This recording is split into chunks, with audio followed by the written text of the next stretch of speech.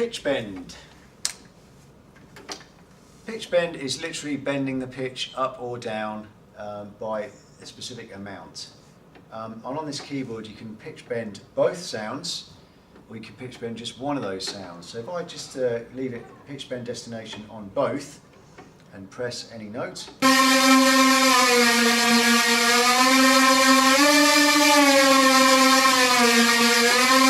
it's changing both sounds.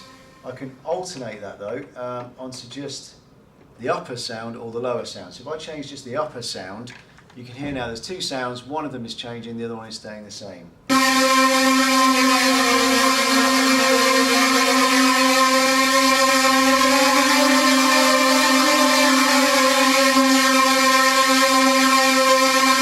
Pitch bend again is very useful for mimicking live instruments. It depends on obviously what sounds you're using, but pitch bend is very useful in solos. It adds character to the sound.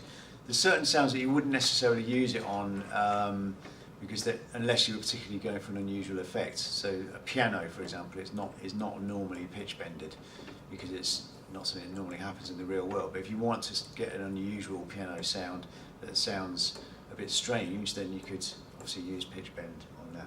But the most useful feature of pitch bend is obviously mimicking live instruments like guitars that use pitch bend quite a lot.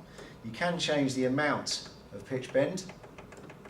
If I just forward scroll through to pitch bend range, I can set it to a much higher level than just its default of 2 semitones. It goes all the way up to 24, and you can hear that it will pitch bend a much larger amount now.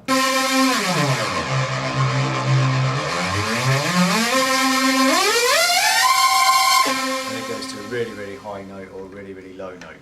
So pitch bend you can change to extreme amounts if you wanted to get unusual effects in your music.